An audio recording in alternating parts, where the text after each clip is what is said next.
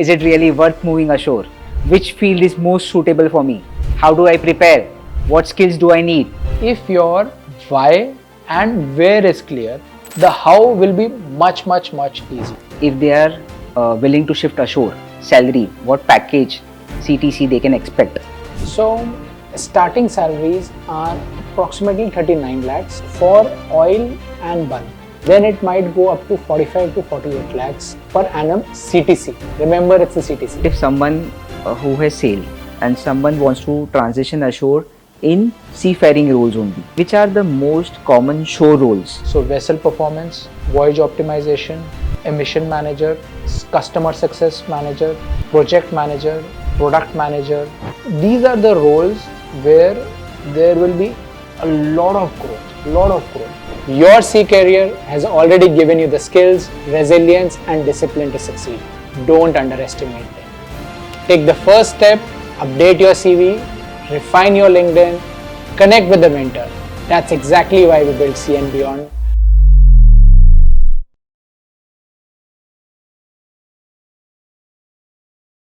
Namaste and welcome back to Nav Insider. Today we will decode the real stories, strategies and opportunities shaping maritime careers. I am Captain Dharmesh and the theme for today's podcast is to bring you voices that guide your career forward.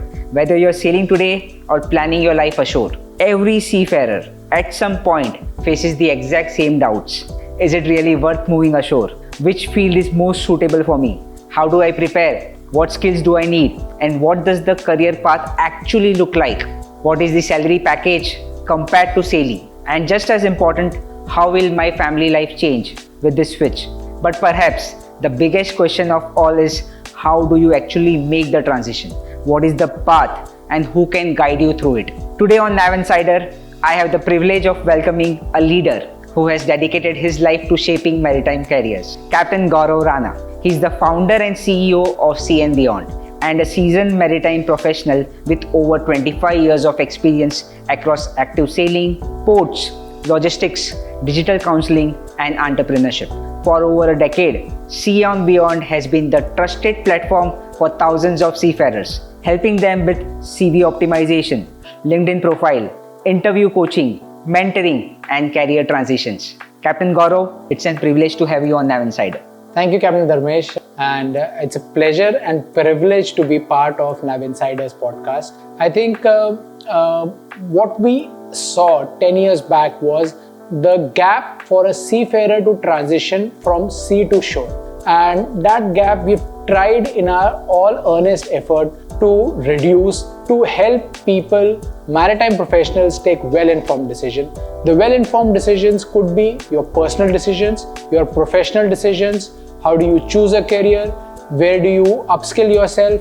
How do you upskill? What is the remuneration? Your family life? So what's thankful for you to call me and possibly propagate the message that we are sharing with the professional. Welcome, Captain. So can you tell us a little about yourself, about your family life and how first you got into Merchant Navy?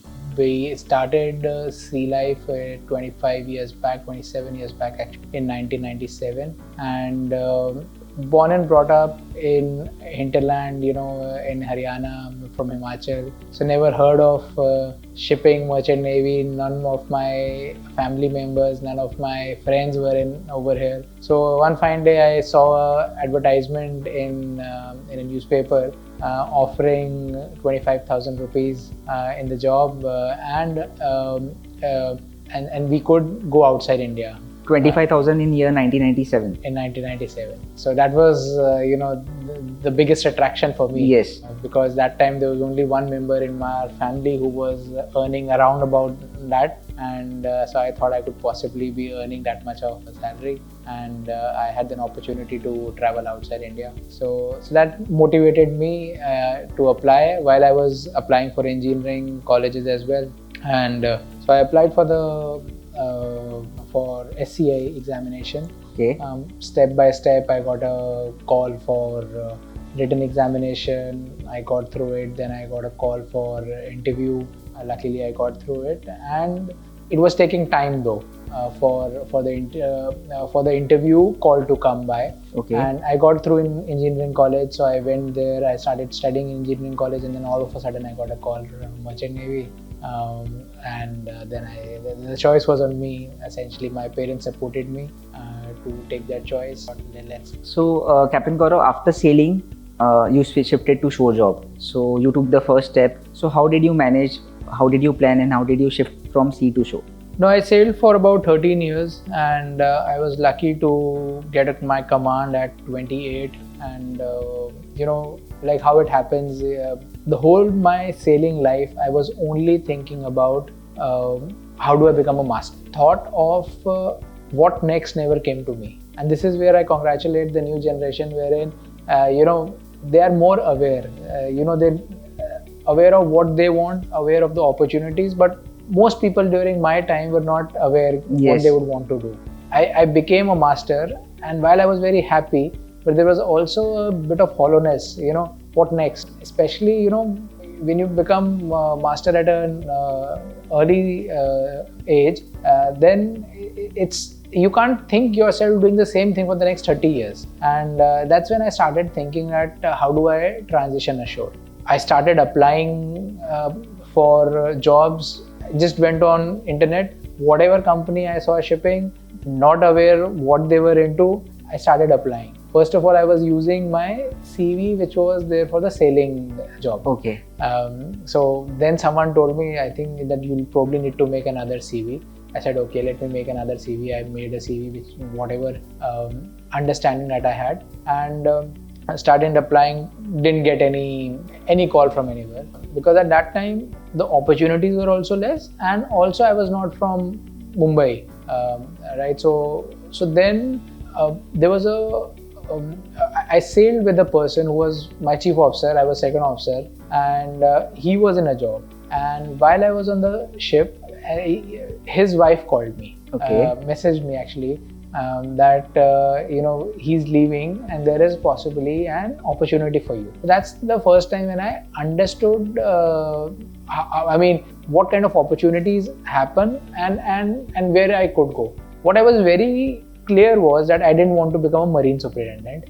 For whatever reason, I just didn't want to become a marine superintendent. And this was into ports and logistic concept. So I signed off, and luckily for me, I was signing off in the next 15 days. So I signed off, I applied for the job. Of course, there was a round of interview, there were other people, but I got through. And in 2010, I got my first shore job, which was in a company called BMT Consultants, British Maritime Technology Consultant, which was which is still a ports and logistics consulting. Okay, so to our viewers, Captain Gaurav Verma got command at the age of 28 years. So nowadays it is very difficult to get command at such early age, and at his time also it was very difficult, in his prime. And that was the time when he decided that he cannot continue doing the same things over a period of time again and again, because what is the next? And that idea clicked, and then ultimately we saw his story. So Captain, after that you decided to do an MBA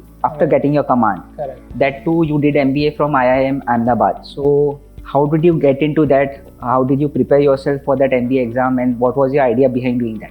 I think that's the time when I kind of realized that there's this thing of what next. I realized the kind of personality I have, I may not get satisfied with the status quo. So I was a technical director in BMT Consultants. I was there for about 4 years, and I knew if I stayed for another 5-10 years, I would grow, I could lead the company. But there were two things. One, I wanted to have a much broader scale for myself. Number two was that, being a mariner, there was a fear that I didn't know what's happening outside. कुएं का मेंढक का एक fear था कि, so the fear was that if someone uses a particular jargon, which is say related to finance or HR, I wouldn't be able to understand. So that's the reason why I wanted to do an MBA, right?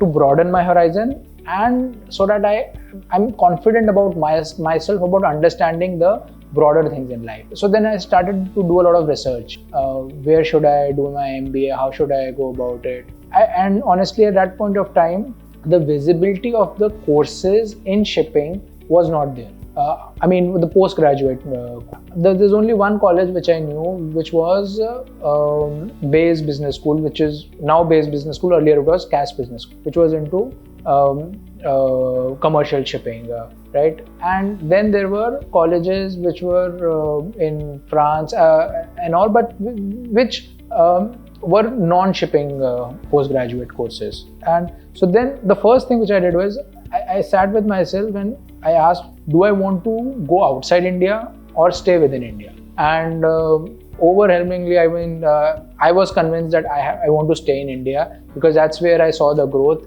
That's where I also wanted to stay. I didn't want to go outside India. I was very clear. Then I said, if I want to stay in India, can I do something within shipping? The answer was no. And honestly, there are not very good postgraduate courses for experienced professionals. There may be a few for entry-level people, but for experienced professionals like us, there's still not much available. So then I thought that I should do an MBA which is outside shipping. And then when you start thinking, then you think which is the best one. Yes. And there's IM A, B, C in that order.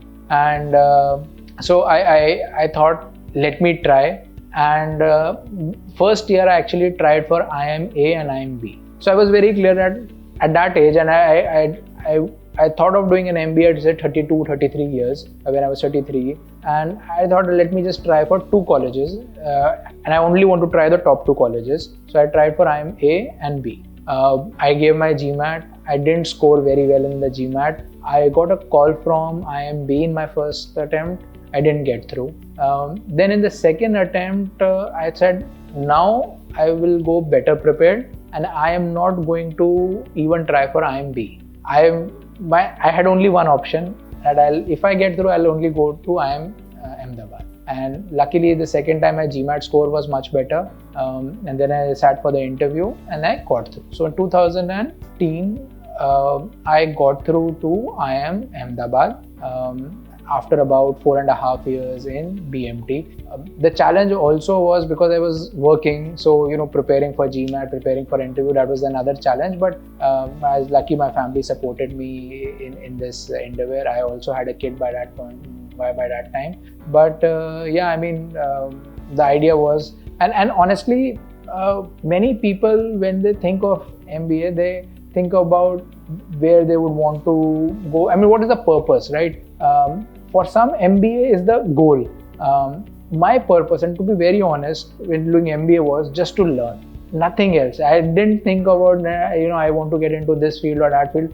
I just wanted to learn. I wanted to understand that there are so many people working in the technology side. What do they actually do? How do they make their living? I had no clue. So that was the whole idea when I wanted to do my MBA, and luckily I got through. So after your pre-C, your second mates again returns, orals, then chief mates again, phase 1, phase 2, phase 1 ka returns, phase 2 ka returns, chief mate orals, getting promoted to chief mates after getting recommendations, then again doing ASM returns, exam written paper, again orals. You didn't stop there.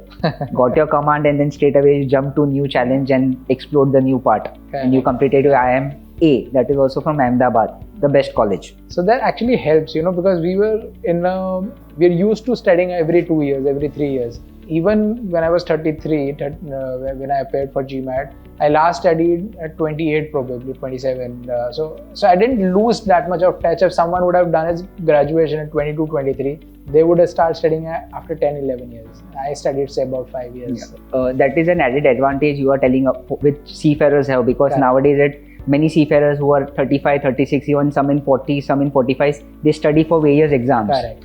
So we are on and off. Correct. We don't lose touch. Correct. And that also helped you to pursue MBA. Absolutely. So after doing your MBA, you got selected to IBM. Correct. So how did you get selected there? How did you apply and how you ventured into that company? At the same time, what was your role there? Right. That's a very interesting question. So colleges, there is the recruitment is done, and in most of the MBA colleges, especially in IIMs, it's done by the students. So the students elect one person who becomes a recruitment secretary, and they have a recruitment team. So from my batch, I was the recruitment secretary, and our role was to call companies and ask the companies to recruit from the batch. I was a spoke for a few companies, and one of them being IBM. So when IBM came to the campus, I was talking to the person who was in charge of recruiting, and we kind of hit off. He kind of liked me, and there was essentially a role to manage the Adani account. So Adani had outsourced their IT support to IBM. Okay. And IBM wanted someone who understands shipping and someone they think they could train to understand technology and manage that. In his thoughts, the person who kind of who was interacting with me, he said, there is a role, would you be interested? And honestly, I had never thought of this. I'm not a techie guy as well. But when the role came up to me, the only thought that I had was, these guys are going to teach me technology and these guys are going to pay me. And luckily for me, they paid me the highest package in my batch. And I was like, what else do you want? Yes. So there's no question why I wouldn't take the role. But a very, very interesting role. Also a role which really opened my horizon. So the initial part of the role, I was actually an assistant to the CIO of Adani. Right, for the first 6 months, my role was actually, taking his appointments, learning from technology from him, and whatever I could teach him about ports, about shipping, because I was in a port consulting the previous 4 years. So that's what I did for the 4 years. It was a very, very humbling experience, because morning to evening I was, understanding that, and in the night I would go and learn about it, give some exams, understand more about technology, make my pitches, make whatever you have. But every day I was looking forward to the job, because I was learning this learning curve was very, very steep and very enjoyable. So you got the best exposure, and at the same time, no one else had that background, that experience, that expertise. Correct. What you had over a period of years after sailing. So we can clearly see that the sailing time or the time spent at sea, the exams what you had cleared and reached at a particular level also helped you to get that role, to get that job. Oh, absolutely. Because of my time at sea, I was probably made the recruitment secretary.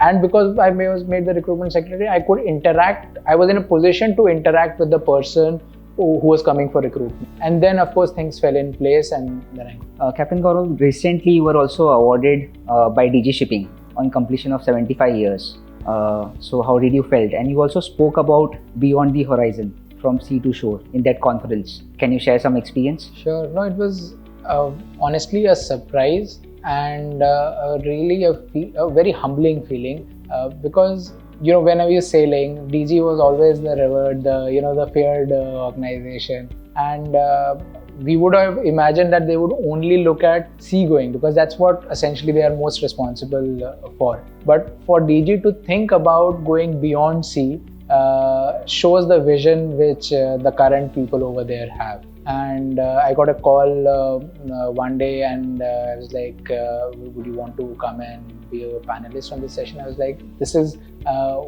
what I think about, this is what I tell people about, so I'll be very, very happy and honored to be on the session. So that's how I went there. And again, the discussions were how, why, where can a person go, and I was happy to really contribute to that. So not everyone would have seen that conference, but definitely today we will cover some topics from the conference, so that a lot of our viewers can be benefited from same.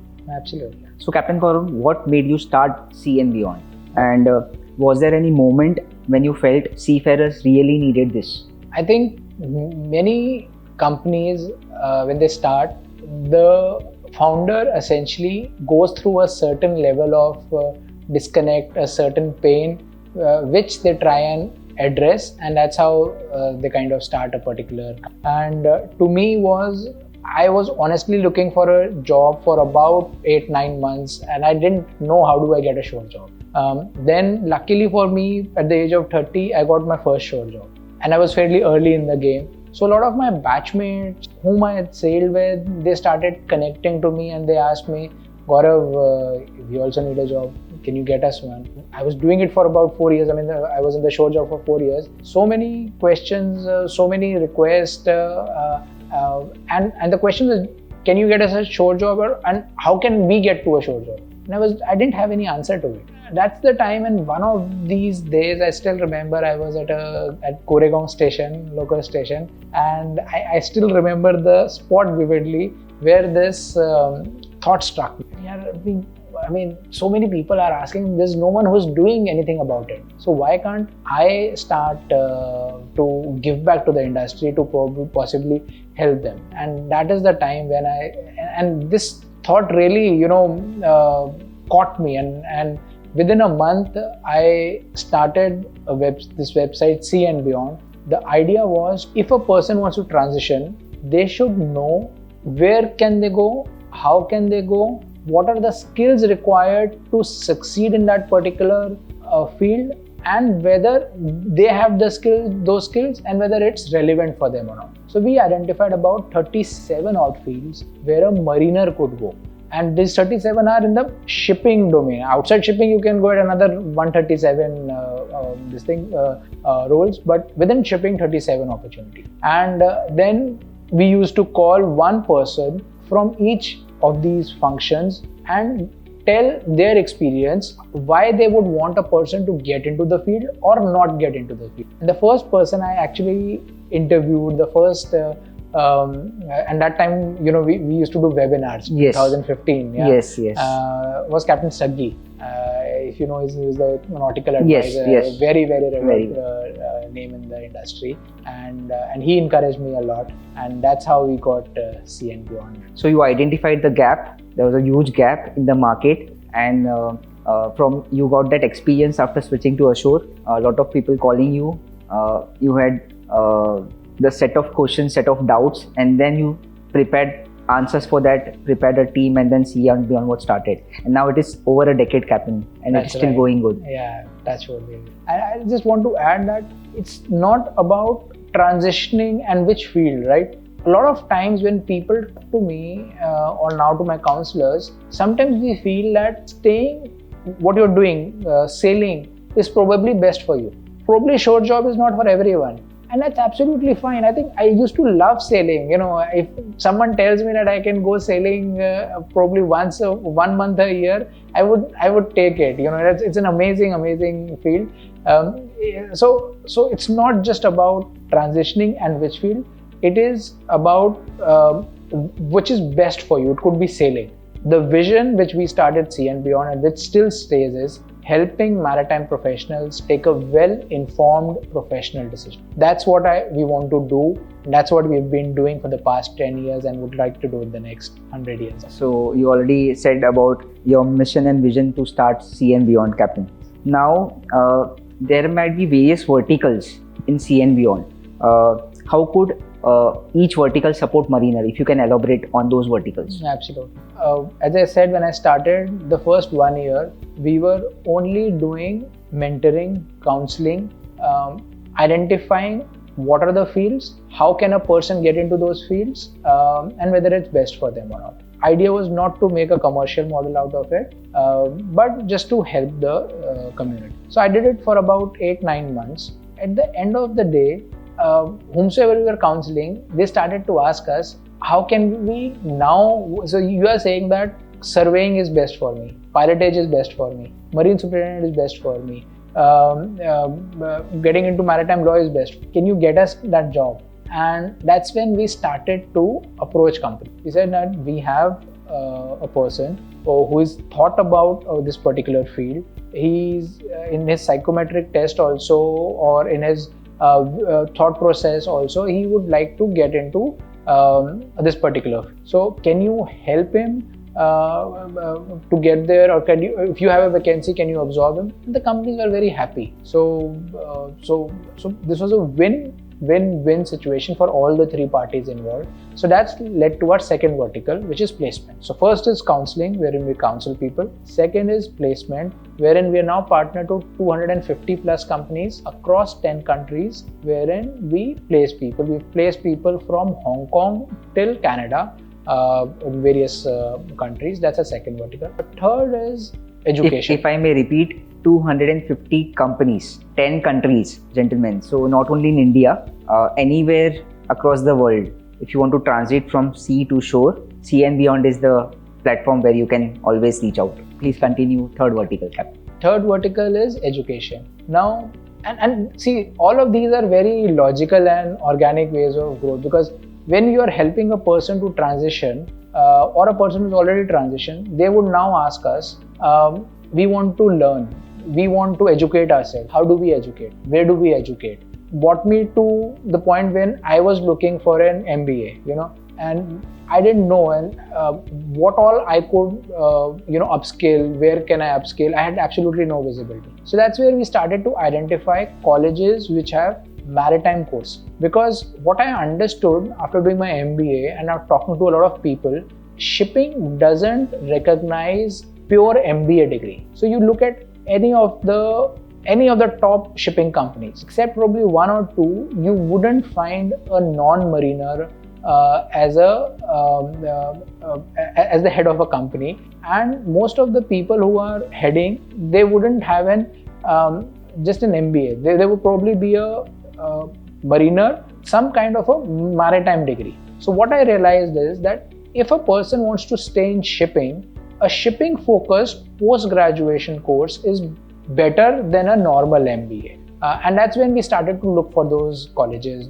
So we partnered to about 40 plus colleges. These colleges are in Dubai, in Greece, Cyprus, France, Netherlands, UK, Canada, Australia, which have maritime courses, distance learning or full-time courses. And a person could do these courses either while sailing, or if they have a full-time, then go into those colleges, or in a certification format, even if they are ashore. So a lot of superintendents do these courses as well. So we identified those colleges and we partnered with them. We started marketing their courses and telling people that they could actually get into these. Now that was one part of it. Then second was that many people didn't want to do a 1 year course, because all of these colleges were offering one year courses, and also seeing our journey that we come ashore for about 3 months and then we want a certification course. So that's where I thought that we should start a certification course. What I understood is almost everyone, including me, we wanted to get into commercial shipping. Yes. No one knew how do we get into commercial shipping. And the irony of it is, companies are struggling to get a good talent into commercial shipping as well. They need mariners who are good, but they are struggling. So we started a course, commercial shipping course, through which we have placed many people into commercial shipping roles across India and now outside India as well. So that's how we started 2 courses on our own. One is the commercial shipping course, and second is a technology for maritime professionals. So these 2 courses help bridge the gap which they want to do, and the skill which many people should have. So that's the 2 things which we have, and the third is MarineEd, wherein we have recorded lectures available on our. That's our third vertical, which is education, and fourth is digital marketing. So we have a company called Films and Beyond, wherein we have about 85,000 odd followers on social media. We help shipping companies enhance their digital branding through our fourth vertical and through a company called Films. Okay, Captain. So the third vertical, what you said, those are in-house developed courses. A lot of them are in-house. Few are partnered with a lot of colleges outside India, and 2 colleges within India. And within India, our partnership is with Gujarat Maritime University and IIM Mumbai. Okay, Cap. So let us get to the bigger question. A mariner today wants to transit to shore. How can he go about and how can he do that? Honestly, when I thought of transitioning, and many people think of transition, the first question that they ask is, Where means that can I become a marine superintendent or a commercial or law, whatever it is. What I suggest is that first thing, why do you want to transition? Why means that do you want to transition for family? Are you bored out of that particular role? Is there another commitment which you have? So first of all, ensure that the why is perfectly clear. Then understand where do you want to transition. Now, where is any of the fields, 37 fields which we have identified. So have a visibility first of all, that it's not those 2-3 fields. You can get into sales, you can get into technology, you can get into many fields. So now understand where do you want to transition. Shortlist the top 3 things which you want to do. Now third and the most important step which comes in is how do you want to transition, right? If your why and where is clear, the how will be much easier. So that's what I suggest, that ensure that you talk to your family and your friends, take an understanding on the why, then where, and then how. We'll probably talk about it in detail and how do you want it. Okay, Captain. So now, as you have said about the 3 important things, where, why, and how, let us talk about the first thing. Let us start the first step, the why.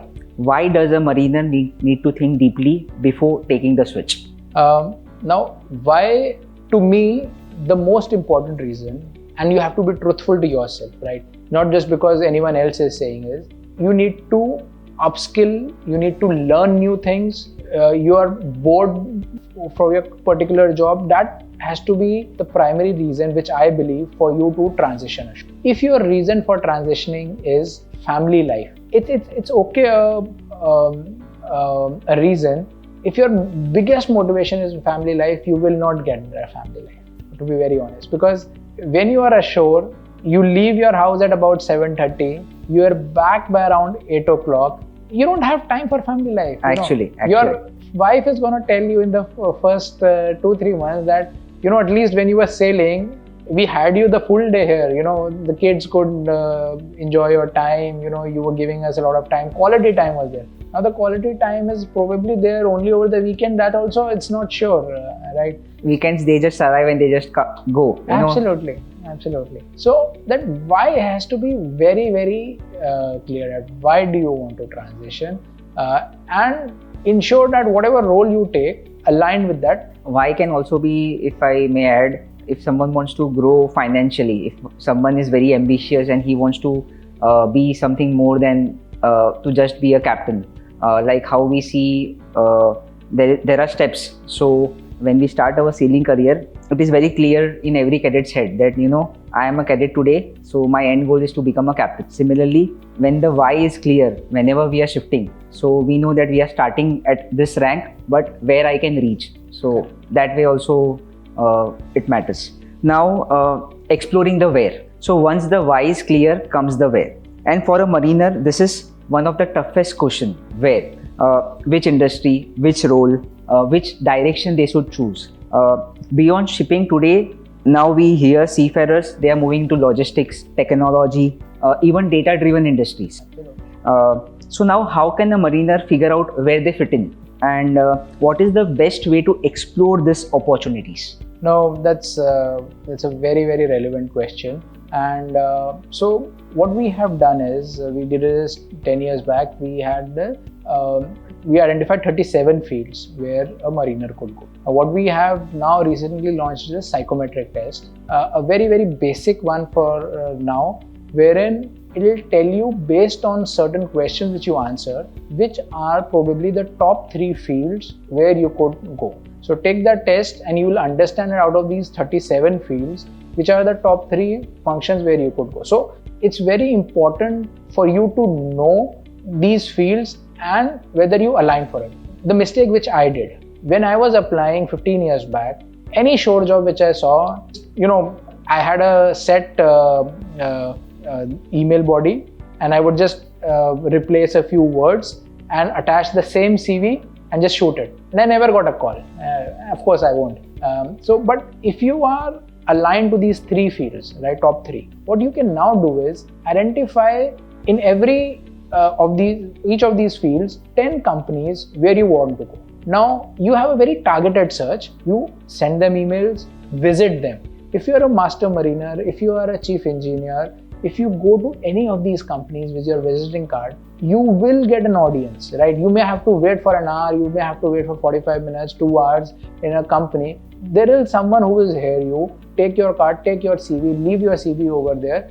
You will get a job where you want to go, because you know you'll be able to talk to that person that this is why I want to get into this job, and this is why your company is more aligned to my aspiration. That's why I say that where if you get clarity, how becomes much more easier. Yes. So Captain Karu, once the why and where is clear, comes the how, as you said. That is CVs, LinkedIn, and the interviews. 3 main pillars. Let us go step by step. Let us talk about CV first. So on CV, what are the 3 common mistakes which every mariner makes, and some blunders, which can push your CV to get rejected immediately.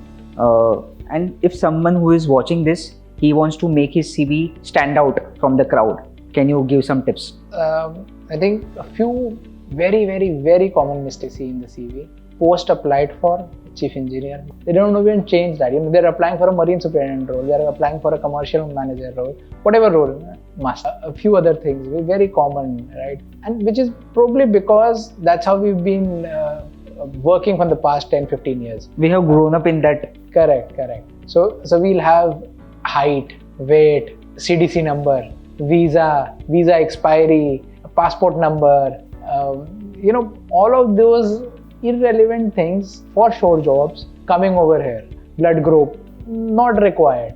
What I suggest is that whenever you are sharing information, understand what the company may look for. Just so that everyone knows, the hiring manager, the HR, doesn't look at a CV more than 30 seconds. Honestly, not more than 30 seconds, and the CV is either shortlisted for an interview or not. So you have to make an impression in those 30 seconds. What is most important is the usage of the real estate, the top part of the CV. How can you impress over there? So basically, if you write things which a person wants to hear. So for example, you've done stakeholder management.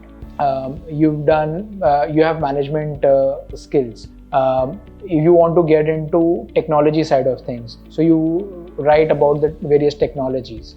Those are the things which at least gets a person thinking. Now, what the CV does is, it gets you a foot in the door. A lot of times, we are very, very intelligent. We may know a lot of things, but if your CV is not selling you, you'll not get a foot in the door, and you'll not get that first opportunity to showcase yourself. So that's very, very important. And honestly, you need to have a CV that makes a person feel wow, makes a person talk to you. So formatting is very important. Writing the right skills. In fact, I will not say right, let me put it relevant skills. Because a skill which is relevant for a commercial role may not be a skill which is relevant for a training role. So understand that what role are you applying, and what skill is required, and what skill does that company require where you are applying. Try and highlight them in the first top half of the CV. Align that with yourself.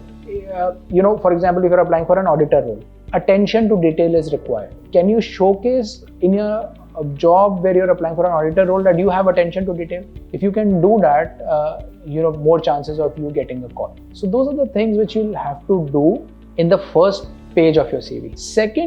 First page is focused on professional competence. Okay. Wherein you'll have to impress the reader that you are professionally competent. And second page is where I would suggest that you impress the reader on your personal capabilities.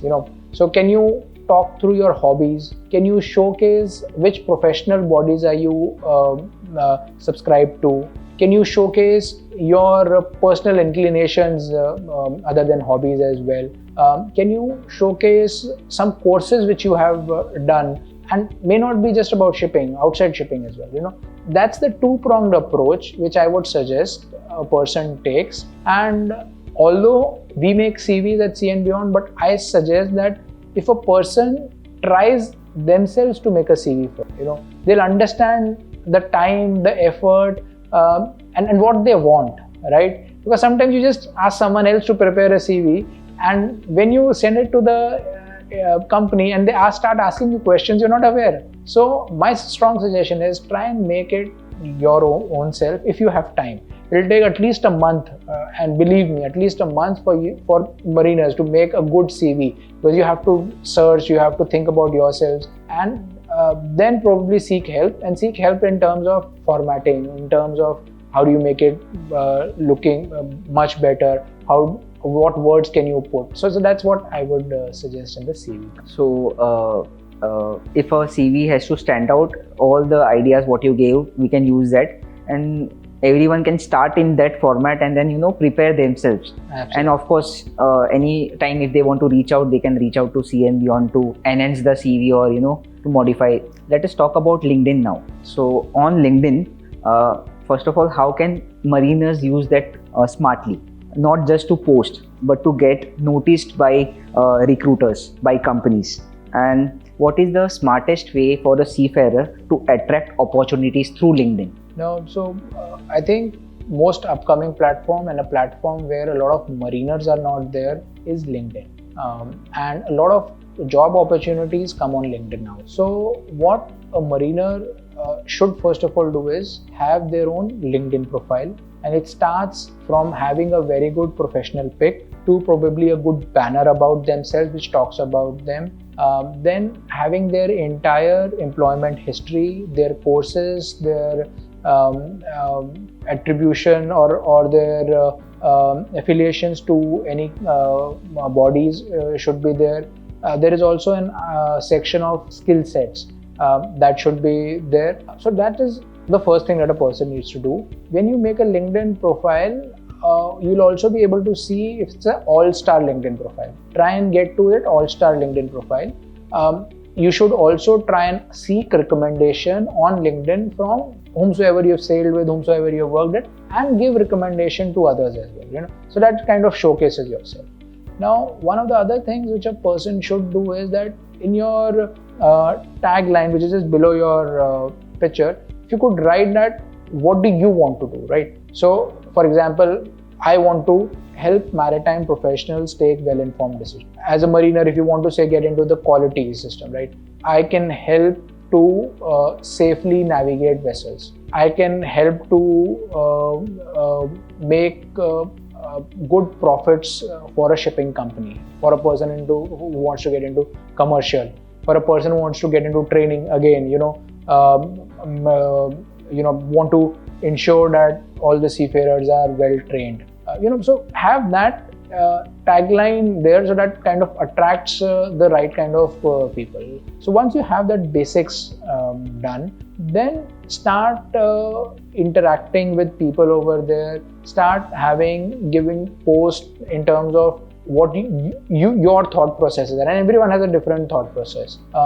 Start reaching out to people, start doing networking. What you shouldn't probably do is, hi, I'm looking for this job and can I get this thing? Identify those 10, 15 people, 20 people whom you would like to have a network. Start appreciating their post, start commenting, then connect to them, then tell them that this is something which I liked and why you like. It's not just like this, and then probably ask some guidance, and that's how you slowly and steadily get into a relationship. Not directly, I'm looking for something. Try and contribute first, and then slowly ask for something which then a person is more okay to then support you. Very, very nicely and very clearly you have explained how can one go ahead and build the LinkedIn profile. With me also, I have also built my LinkedIn profile very lately. So I started building 2.5 years back when I realized कि अभी command के बाद में what is next, and eventually so a lot of things are required, lot of time, energy and efforts are required to build on LinkedIn. For someone who does not want to shift to shore now, but after 2 years, 5 years also should start building his LinkedIn now. Absolutely. Because it takes time Absolutely. for the profile to grow. Absolutely. And to learn. Correct. So CN Beyond is also helping to grow and build the LinkedIn profile for Absolutely, all. absolutely, yes. So now let us talk about the most important pillar, the final pillar, interviews. So mariners are used to technical drills at sea, but the corporate interview is completely different. What should they keep in their mind to crack it? What is the number one interview mistake what most of the seafarers they make? Let me just give you a perspective and how our industry is a little different in terms of interview. In almost every other industry, whenever there is an interview, the questions which are asked are to assess your competence, technical question. And that's how the interviews when you are sailing also happens, because they assess you on your competence. Honestly, when you transition from sea to shore, that's probably the interviews which are the most easiest, but the most difficult also, because in these interviews you're not generally 90% of the interviews you're not assessed on your competence, your professional competence. You're assessed on your personality, on your attitude, and then comes the aptitude. Employer is interested to know is, and there's only one question you have to answer right, only one, and believe me, why do you want to take a shore job? And that's where your why Comes into the picture. If you are clear over there, you're going to crack it, you're going to kill it, right? So many people fumble and so many people come to us, why do you want, हो गया अब और क्या करें हम लोग, पता नहीं चल रहा है. Your thought process is not clear, so when an interviewer asks you, you don't know how do you address it. So that's the first question which you have to answer. Now, if that answer to the question, and that's probably I would say the biggest mistake, if the answer is not satisfactory, right? If you're not prepared for that answer, that probably kills down your chances, even though technically you are a much better master or much better professionally than others. But if you are not able to answer that question, that's number one. Number two, if you are not aligned to the remuneration which is offered on the shore job, your chances of getting through are very less. So the most common tricky questions, as Captain Gaurav said, is why do you want to shift from sea to shore? So that thing has to be clear in everyone's head, whoever appearing for any interview. And three things what you said is attitude, aptitude, and personality. This is what is checked. Okay. So in your opinion, our interviews are tricky. They are not easy, they are not difficult, they are tricky. Correct. So Correct. Once you are aware what is expected from you, then you can better be prepared, and there are more chances to crack it. Correct. So for example, in one of the sessions where I was sitting, the person is in Delhi, he's a very good guy, and the opportunity is in Mumbai. So the employers, the way, and they keep it very light, they keep it very casual, they make the person very comfortable. So it's like, this opportunity is in Mumbai, and it's, Delhi guys don't adjust over here. So I'm sure your family will not be, willing to come over here. If the person at that point of time says, yes sir, I think they'll have difficulty, but I'll probably convince them. That's one question, which when a person is easy and a person will tell that. Vis-a-vis a person say, no sir, I've done my research. I know in Mumbai, the cost of living is this much. I know my friends who are from Delhi who have settled in this particular area, and I've got my family interacted with them, and we all are aligned to shift a 1 month's notice and somewhere. Suddenly this person is tuned and the employer is tuned in. This person has done that much of research. Even if the person, and believe me, is probably 25% on competence basis lesser than another person, but if he answers this way, much more chances of the person getting selected. Yes, because he has done the research. He's way too clear. So again, back to the same thing: why, where, and how. It needs to be clear. Also, in your expertise, mock interviews are helpful. Do they really help? Absolutely. I think they are helpful because one, we are not used to sitting in a formal environment and giving interviews. And whatever interviews we take, we give, we generally know the kind of questions. We know it's more to do with the competence part. We know that we did well in the vessel, so how to navigate, how to probably load cargo, how do you manage a machinery. It's all about that. But over here, no one is asking about those questions. So also the communication part, sometimes we have it in our head, but we're not able to express it. Those kind of interview preparation then supports and helps us in the interview. Let us go beyond the basics. So after the resume preparation, CV preparation, and the interviews comes upskilling. That is another challenge. How can mariners realistically plan for their upskilling skills along with the sailing career? I am someone like I am sailing as a second mate, or I am sailing as a chief mate, or I am a third mate. Same goes for the engine side also. And 5 to 10 years from now, I have a vision that once I become a chief engineer or a master, I want to shift to shore. So what are the courses, or how can I upskill myself so that I can save out on time, save out on and make the best of the opportunities once I have reached that particular rank? So I think first of all, what my first question to everyone is, do you want to make a career in shipping, or you want to go outside shipping? And at that point of time, at a second mate's level, or a third engineer, or maybe at a little lower level, you have that option of moving out of shipping. Yes. So have your thoughts very clear. One of my batchmates, he's a CEO of one of the largest pharma companies.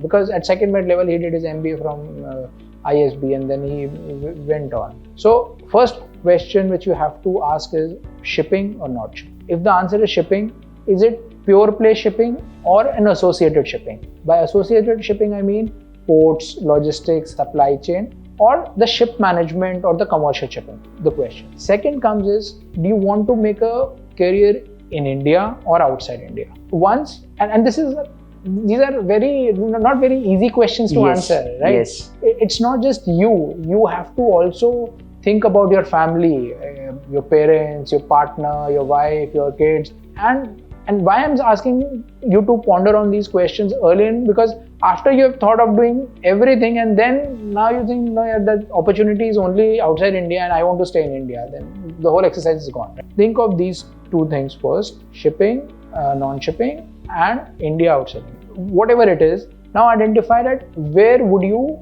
want to, which field is probably best for you. Okay. Now, if you have identified non-shipping, then probably you could get into any college.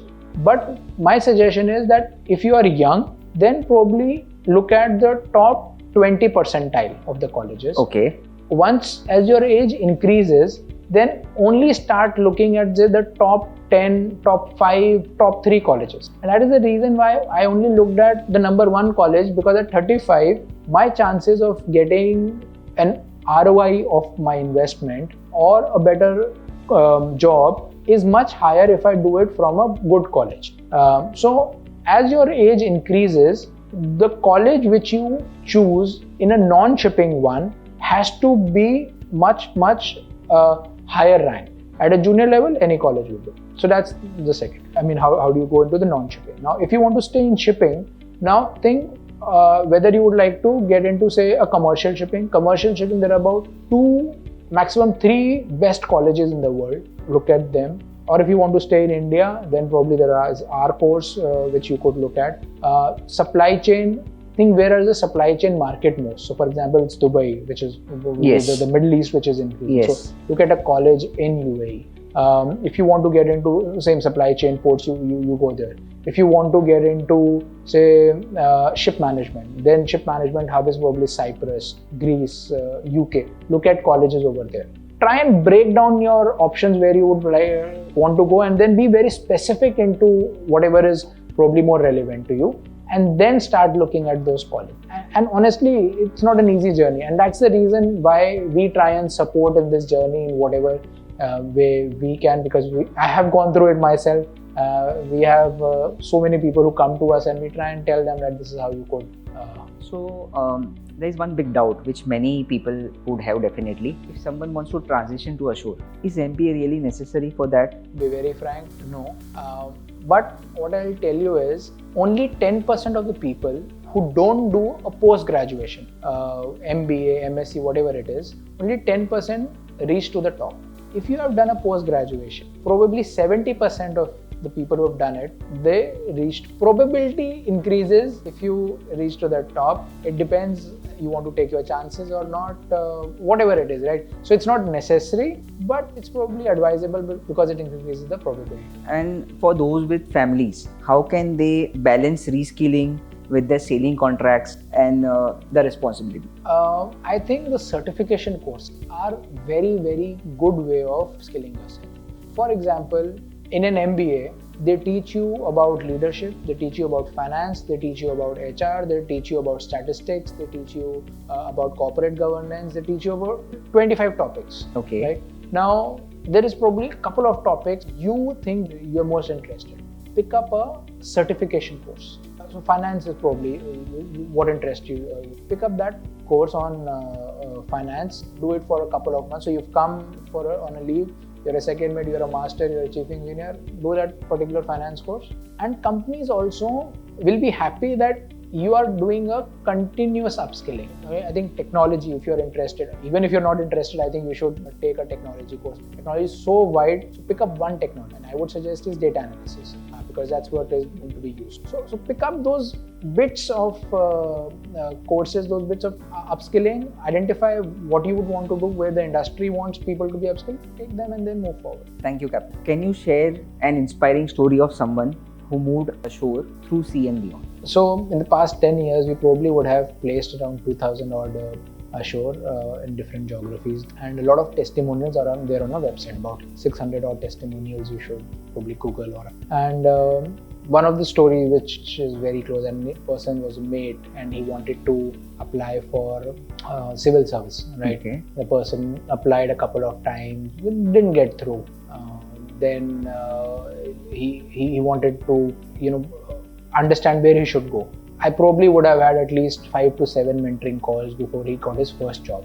And because he got a clarity in those calls that this is where you want to go, he started applying to commercial shipping. And he became a voyage manager in the best companies in India, right? So he got his first break into a commercial manager role. Then he switched to another company in a couple of years, and that's where he kind of enhanced his role as well.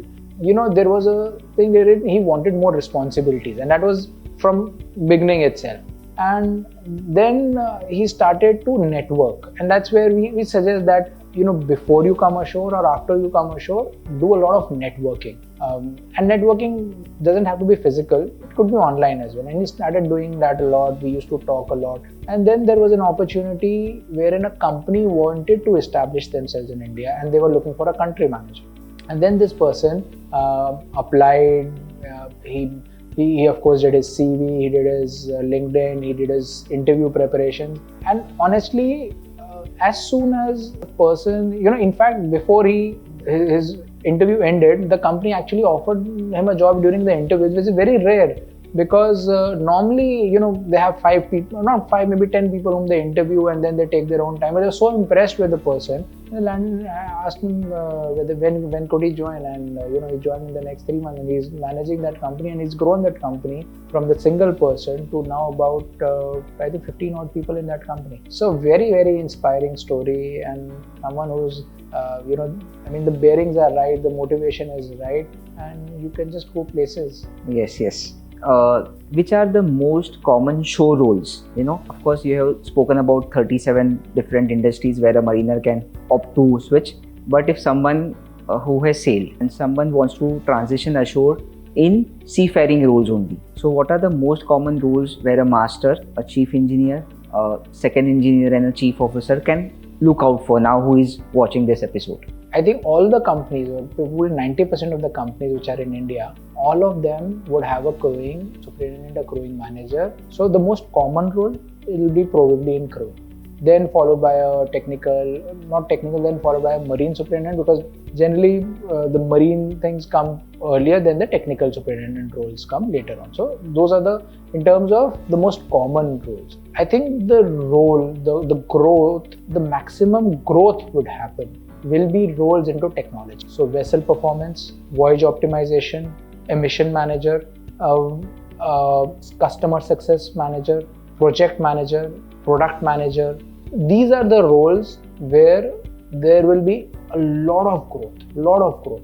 And now is the time if a person who has a little bit of inclination towards technology should invest in themselves and get into these roles. There's a very good, I think a decent work-life balance and a very good growth and remuneration. If I may add, these roles, whatever you said, are open for even junior ranks. Oh yes, absolutely. You don't need even to be in top 4 or top 2 Correct. to apply for these roles or Correct. to transition into these roles. Absolutely. In fact, in a few of the roles, the companies are also looking at cadets or fourth engineers or TMEs also. So absolutely. Can you tell us about biggest myths what seafarers have about shore jobs, and can you burst those myths today? So I think the biggest myth is that when I take my first shore job, I'm going to stay with my family. My family will be very happy, and I'm going to have a very good work-life balance. Most of them feel that superintendents or whosoever they're enjoying their life. Honestly, the biggest myths. Let me tell all of you guys: the first 1 year you will not get a family life in most of the roles. So that's the biggest myth. Second is whatever remuneration that you come at, your remuneration may stay the same, because at a master, probably a fresh master or a master with 10 years of experience, 15 years of experience, the difference in the remuneration is not so much. The salary remains the same. But over here, in the shore side, the remuneration on an average increases 7%. To a good performer, about 15%. And when you change your job, it's probably another 20%. So do the maths yourself, and you will see that over a period of probably 10 years, you are at a level, your remuneration is at a level where what you were sailing, you will be making that much. And more so for the junior guys. At the master, probably it may take longer, but at a junior level, your remuneration really rises very, very fast. And also there is bonuses over it. So during sailing, you don't generally get any incentives, any bonuses. Over here, in a commercial side, for example, the bonuses may be about 3 months. It goes to about 6 months, 9 months salary as well. So those are the kind of incentives. 3, 6 and 9 months also. Yeah. 9 months bonuses. Yes. So it is 12 months salary plus extra 9 months or extra 6 months of salaries. Correct. In commercial side, that is also Commercial possible. side, absolutely. Let us talk now beyond the headline salary. There are some hidden package benefits, because as you have just now spoken about bonuses. So let us talk about package benefits, what seafarer shall always check whenever he is taking up that job. So I think first of all, don't go by the number which you get. So for example, the starting remuneration for a superintendent or a master is probably 39 lakh, which doesn't mean that you divide 39 by 12 and you will get that much of. That will not happen. Within the 39 lakhs, which is say about 3.2 lakhs a month, there will be a component which will be for provident fund, will be for gratuity, which will be maybe for your travel allowance. So all of that components will be there, which on a monthly basis you will not get. For example, the PF, I think PF is probably one of the most beautiful parts of your package, because you get a lot of saving and you don't realize it. You realize after 10 years, oh my god, where is this corpus come from? But I think we should opt for EPF. Essentially what I'm trying to say is your take home and your CTC, what is being given, there's a lot of difference. There's taxation which comes. So ask whomsoever who's offering you a job, what could be my approximate take home? The person should be able to give you a calculator. In the calculator, in an online calculator, put in the different numbers, and you should say that this is my take home. Now, once you get a hold of your take home, then now you understand this is what I'm going to get. But don't just rely on the take home, because sometimes we feel that if this is the take home, I don't have any savings. Understand that gratuity is there, EPF is there. They are your savings also. So consider those as your savings as well. And also consider that first 1 year, maybe 2 years, you might be hands to mouth. Hopefully not at 39 lakhs, 36 lakhs, but you may be. But your salary is going to increase, and it's very common for your salaries to increase, not like ship. So that's 7% year on year that's increment average, yeah. on an average. Correct. So as we were talking about package benefits, also there is insurance, mediclaim. Oh, yes. Also we talk about when we are here, some roles we work only 22 days in a month. Correct. 8 days fix you get off, and there are many festive holidays Oh, yes. Correct. which we don't get on ship. So all these are paid days. Absolutely. If I am right, over a period of year, if you calculate 12 months, so let us talk about Saturdays and Sundays. That comes to close to around 100 days Correct. in a year. Correct. And if we are talking about sick leave, casual leave, and annual leave and all that, it is close to 20 to 23 leaves. So Correct. 4 months straight away, that is you are on leave. Absolutely. If you calculate Correct, 120 correct. days say Correct. आसपास. Correct. So 8 months you are working, 4 months is what you are not working, Correct. but you are getting paid for that. Correct. At the same time, as you said, there are bonuses. It can range from anywhere 1 month, 2 months, 3 months. Correct. So you're getting paid not for 12 months, you're getting paid for maybe 13, 14 months, and you're working 8 months. Correct, absolutely. I mean, for seafarers, it's like you're told you're not working for 4 months or 6 months a year. Over here, it's normal. You know, people don't work for 4 months a year, and it's considered normal. And you get paid all along. Yes. Absolutely, very well pointed. Now people from all the parts of India, they come to shipping. But some seafarers, they stay in metro cities. Now usually you would have also experienced that the ones who are residing in metro cities, they have that kind of expenses throughout their sailing time also, and after they have shifted ashore also. In metro cities, they have opportunities also. So now let us talk about which Indian metro cities have most opportunities. If you can name top 3. I think by far it's Mumbai. The maximum number of companies, the maximum talent available. Then probably comes Chennai, and then would come Delhi. Each one of them has their own set of opportunities, right? So Mumbai probably has everything. Right, from ports and logistics to ship management to commercial. Chennai probably has a little less of commercial, more into ship management, and of course ports and logistics.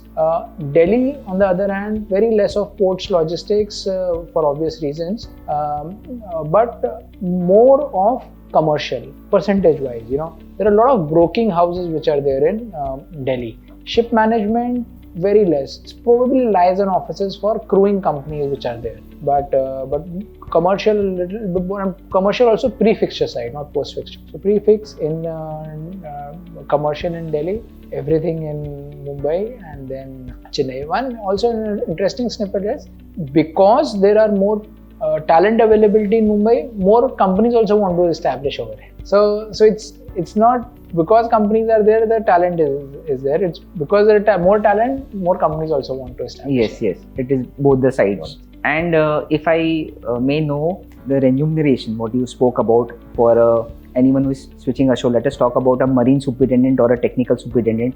There is a master, he has finished his sailing career, and a chief engineer. They are shifting ashore as a marine superintendent or as a technical superintendent. In Mumbai, as you said, the number is 39 lakhs. So the number stays same for Delhi and for Chennai? Yeah, Chennai probably the same. In Delhi, there is a little less salary because it's a supply and demand game, right? Over there, the supply of seafarers is high and the demand is less, right? So because of that, the companies can still afford to pay a little less and get the people. Mumbai, you will not get people because there is so much of demand and the supply is the same. So Delhi is a little less, but everywhere else it's the same. But having said that, the same company which is offering X amount in Mumbai, they will offer the same in Delhi also. New or other companies which are in Delhi which probably offer. Thank you, Captain. Let us talk about now the next generation of seafarers. Let us talk about the emerging markets in shipping. You know, like offshore, green shipping, finance, ship finance. Where should the seafarers who are watching this, who are in the lower ranks, but they want to know about the emerging markets wherein they can prepare themselves for, they can do courses for those markets? I think, as I said, the biggest emerging market is technology. I think a lot of mariners, even at a junior level, have come to shipping and they have gone into the technology sector and they're doing very, very well. Then comes the sustainability part, right? So wherein it's also linked to technology, but even if it's not technology, if you're very passionate on the sustainability part, you should also be able to do very well. I also, for example, know the ex-chief strategy officer of Synergy. Okay. He was a mariner, left at, I think when I was a third, second officer, did MBA from one of the best colleges in the world in France, and then slowly and steadily he made his way up, and his core was finance, essentially mergers and acquisition, and he became the chief strategy officer over there. You could get into various fields, but the number of positions in other, probably sustainability, in finance, could be less, right? but in technology, there are going to be a lot of demand. Okay. Now, let us say I am not in Mumbai. I am from some other Indian city. It is not a metro city. And if I am deciding higher pay versus lifestyle versus career growth, how can I go ahead and think about these three factors? So I think it's a very personal choice. And honestly, there is nothing right or wrong. For example, we know a couple of people who are in Punjab, who are in Andhra, who are in Lucknow, who are probably working as an auditor, who are working as a VDR analyst, who are working from home, and they're doing very well. What may not happen is that you may not be able to progress in the corporate ladder as fast, or maybe not at all, because you're not in the same group, you're not in the office, right? So the interaction, the networking is not happening. You have a family life, you are staying where your parents are, so it has its own pros and cons, and a very personal decision which a person needs to make. But I think that's where the psychometric test, that's where that comes into the picture, so that helps you to evaluate with your kind of personality. In 3 years down the line, you may not feel a little suffocated that यार मैं 3 साल अगर बॉम्बे में होता instead of maybe Jalandhar, I could have been a marine manager. You shouldn't have those regrets. That's the part, and that's where talking or counseling or understanding your personality probably helps. So if relocating is an option, so it is on individual to decide, Correct. And with the help of psychometric test and counseling and all that, we are able to somehow guide the seafarers for that also, Correct. whether to choose relocating or no. Captain, let us talk about the short courses, short courses which are certified and which gives biggest hiring advantage. So as I said, I believe that the hiring may not happen basis a certain degree or a qualification which you have. You probably would have heard Google, you've heard IBM, and they call it the new collar jobs. Yes. In the new collar jobs, it doesn't mean that you have to have an MBA or an IT. It has to mean that you have a certain skill, and that's where these certification courses come in. Earlier, the companies would maybe go to a college because of the brand name of the college, because of the professors, because of whatever, they would just pick up some. Now, companies are much more open to seeing that what are the certification which a person has done. Does that certificate align to what the company is looking at? And if it does, they are more than happy to hire. And that's the reason where we come in and probably provide a commercial course which has a certified. We are the only recognized partner of Institute of Chartered Shipbrokers in India. And our certification does have a ICS stamp.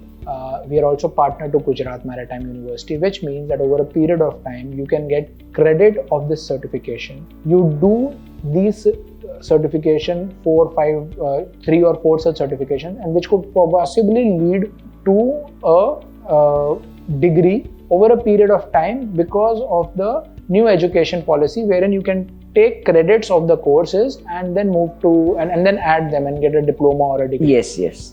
So I feel that these certification courses are in bite size. They help you understand your inclination. They can help you in getting a job, and they could also help you in getting to a degree finally. In my view, what a person could look at, and that's where we offer our commercial and technology. So if someone who is not willing to spend huge amount on education or spend a long time, to get some degree, they can opt for these short courses and still enhance, upskill them.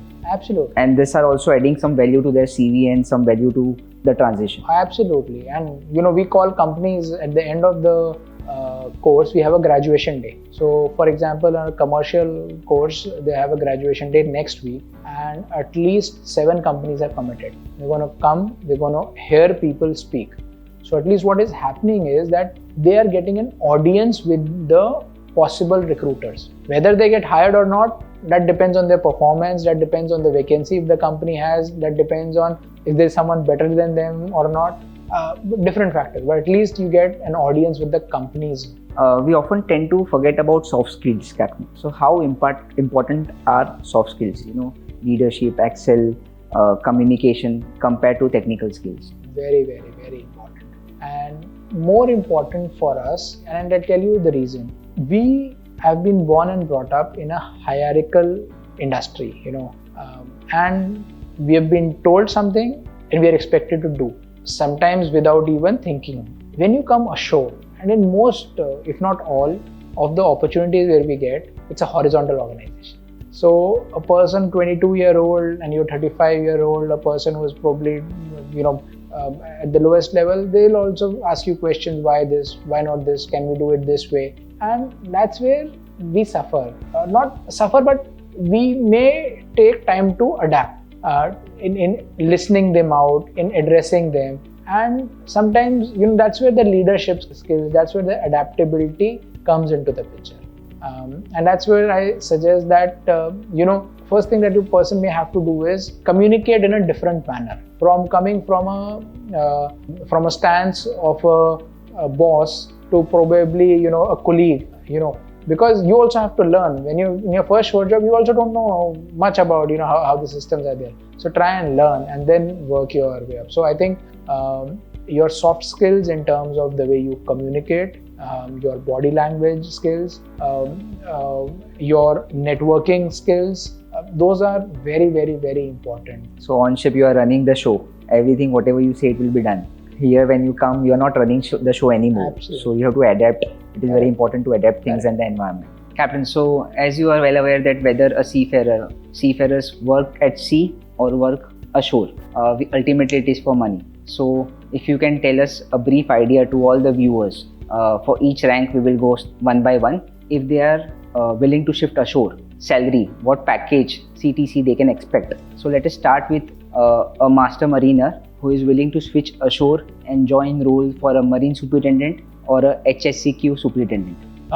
So starting salaries are approximately 39 lakhs for oil and bulk. But if you're in gas, LPG or LNG, then it might go up to 45 to 48 lakhs per annum CTC. Remember, it's the CTC. So what I can see is the difference which is in our sailing wages for dry ships and for the wet ships, that is for tankers. That difference still comes ashore also. Correct. It's more with the gas and tankers. I think bulk and tankers are probably the same. Within tankers, the chemical tankers probably get a little bit higher, say 10% higher. So chemical tanker person could get about 42 as well. Okay, so for product carriers or oil tankers, it is more or less the same as we get for dry. So 39 lakhs and it can go up to 45 lakhs for those sailing on LPG and LNG. And if we talk about, let us say he has shifted ashore now and he has joined as a marine superintendent or a HSCQ superintendent, how will he progress in his path, and at the same time, along with the progression, what kind of CTC will he get? So I think not a very hierarchical organization. It's a superintendent followed by a senior superintendent, followed by a manager, followed by a director. Now, in a senior superintendent, about 3 years odd time. So about 30% increment in those 3 years. So it would go to about 50 to 53 odd lakhs in say 3 years. About 50 lakhs in 3 years. By the time a person becomes manager, it should be about 70 odd lakhs. And by the time a person becomes a director, should be about 90, and as you increase your experience in this, could be close to about 1 CR and above. The only disclaimer over here is, generally till senior superintendent, it's about 3 years. After that, it depends in your company, who has moved out, when there is a vacancy. So the timing could be 3 years to become a manager. It could go to about 10 years also. So that's just the so there is no timeline basically. Right. However, from a superintendent to a senior superintendent, it will be close to 3 years. Right. And as you said, the numbers, that is 39 lakhs, close to 50 to 54 lakhs, and then 70 lakhs and 1 CR. So that is the CTC. That's so right. Everyone should be aware that 30% it will be straight away going in taxes, and the balance amount only you are going to get. As a marine superintendent, everyone understood the roles, the path. Let us talk about the engine side. If someone is willing to join as a technical superintendent, their path will also be similar? More or less similar. However, the demand for technical in the current times is much higher. and the supply is less. So almost the same path, the same remuneration, but there is a possibility over here that the companies are a little flexible. So starting will be same. Starting there is no flexibility, but in 3 years, 6 years, I mean, you can get higher remuneration more than the marine guys on the superintendent decks. or the decks marine managers. Absolutely. So they have an edge because of the demand. They have it.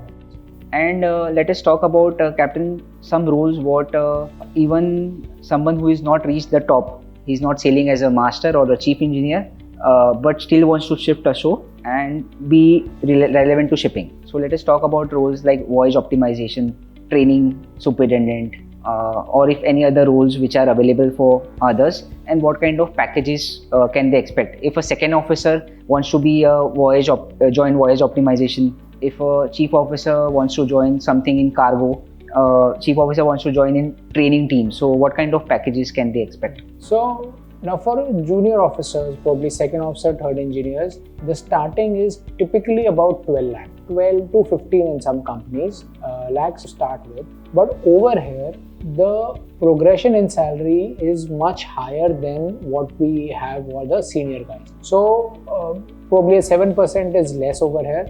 If you are able to show growth, if you are able to show that aptitude, from 12 to 24 can happen in about 4 years, 5 years. I have seen many second officers in the past 7 to 8 years gone to 40, 50 lakhs as well. Honestly, I mean, a person who's at that level looking to come ashore, you would probably be a higher salary than your batchmate who has become a master and then come ashore, and you would have more experience. The downside is that in some roles, you may not become the manager. And these roles are, for example, in a technical superintendent. A third engineer is highly, it's unlikely that he'll become a manager. You can, but unlikely. Similarly, in HSCQ, unlikely that a second officer may become a superintendent for sure, but at the top, a little less. The roles where junior officers can really exceed and be at par with the senior officers is commercial, especially in pre-fixture, you can absolutely be at par. Post-fixture, you are also at par. Sometimes you just have to show a little bit more growth mindset, but you will be at par.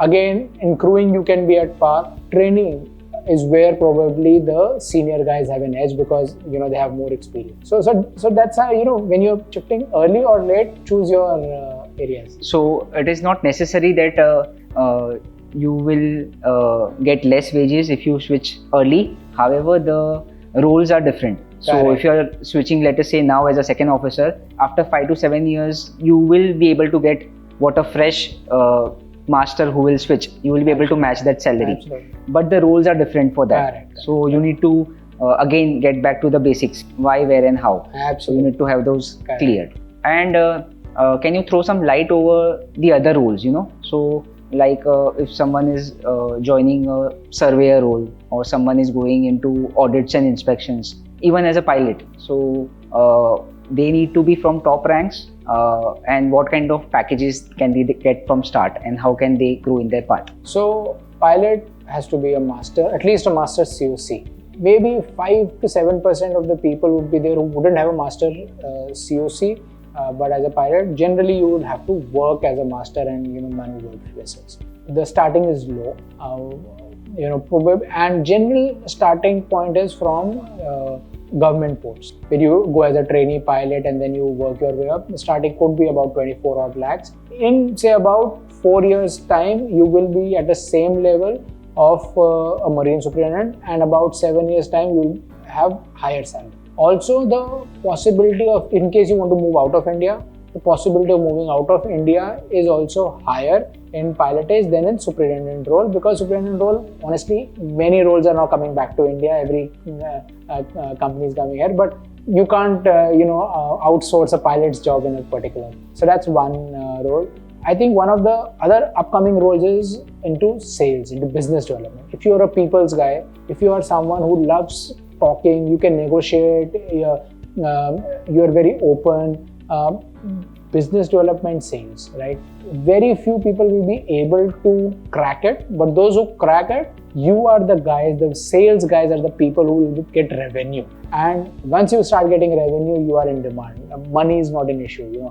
A sales guy can easily earn about 85 lakhs in about 6 years of and it's, you can be a second officer, you can be a third engineer, you can be master, anyone can come into this world. Supply chain, port operations roles are also there.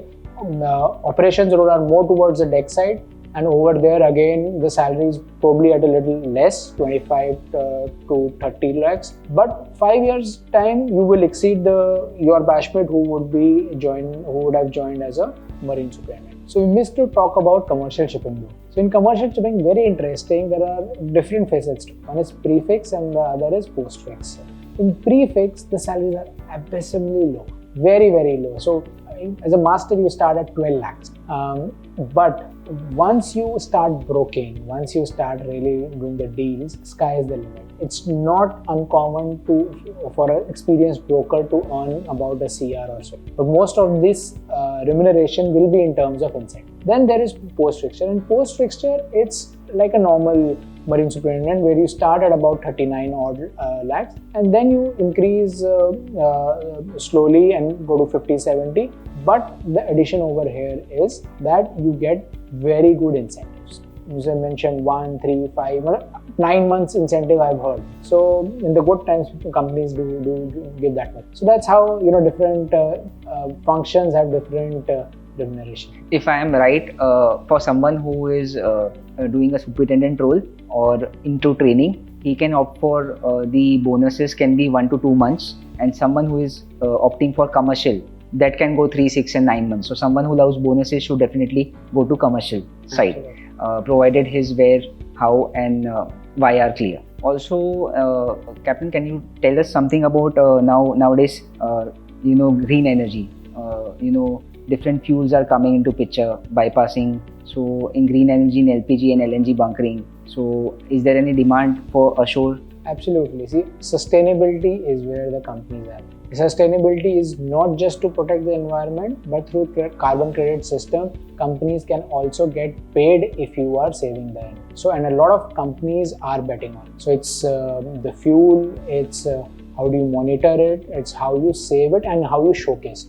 So people who have an understanding and who have worked on such kind of machineries or such kind of bunkering, they are a lot in demand. More demand is on the technical side, obviously, lesser on the engine side, on the deck side. Those who are in demand, I think they can easily ask for a 10% premium and the market should be able to give. Thank you so much. I hope after watching this episode, everyone will be well aware what kind of CTC they are going to get, and the path is clear after 3 years, 6 years, 9 years, what best they can look for, how to grow, the path, the channel is clear. Now the last question for our listeners, whoever are looking for some personalized help from Sea and Beyond, how can they get in?